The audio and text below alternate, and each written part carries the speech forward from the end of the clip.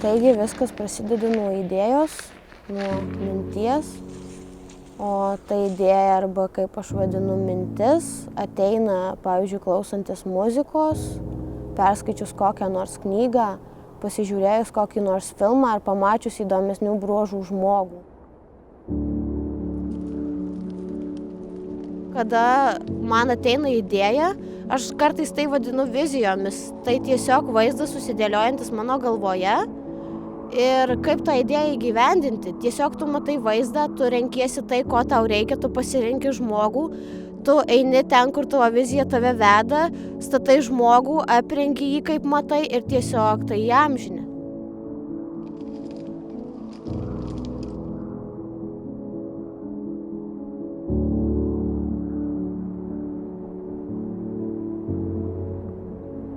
Iš tiesų žmogus yra labai įdomi būtybė ir tą patį žmogų, pavyzdžiui, žmogų, kurio nepažįsti, o daugelis mano fotografuojamų žmonių, jie nėra man žinomi, tu gali pamatyti vienaip arba tiesiog galbūt savo nuotraukomis paimti tą jo dalį, apie kurią nežino niekas, ta prasme, apie kurią nežino jo draugai ir tiesiog būtent tą kažkokį bruožą parodyti nuotraukose.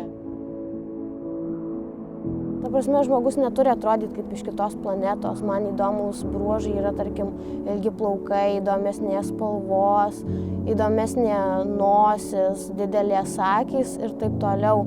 Ir radusi tokį žmogų, dažniausiai turiu su juo pabendrauti, šiek tiek pažinti jo sielą, nes nuotraukoje nepadarysi geros nuotraukos, jeigu toje nuotraukoje nebus žmogaus, kuris joje yra.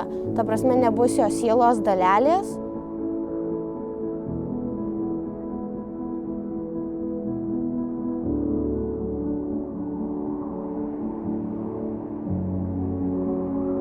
Aš naudoju mišką, naudoju įvairius drabužius, naudoju ragus, naudoju kaukoles, nes man labai norisi sukurti darbą, kuris dvelktų mistika, paslaptimi, fantastika. Taip pat labai noriu parodyti moters kaip galbūt deivės įvaizdį.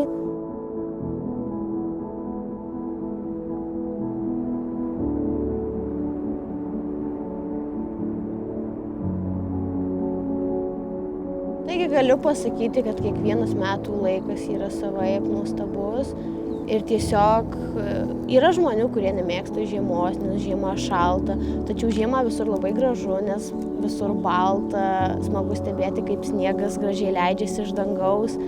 Tarkim, paimkime ir šį metų laiką, jis toks nuostabus, medžiai žydi, visur žalia, netgi tas pats ruduo, kada medžiai turi tiek spalvų, ir tiek spalvų nepamatysime jokiu kitu metų laiku. Ir tiesiog kiekvienoje merginoje, kurią fotografuoju, aš randu kažką tokio, ką galbūt šiais laikais būtų galima įvardinti kaip nepaprasto. Ir aš tiesiog noriu tai iškelti, išaukštinti, išreikšti.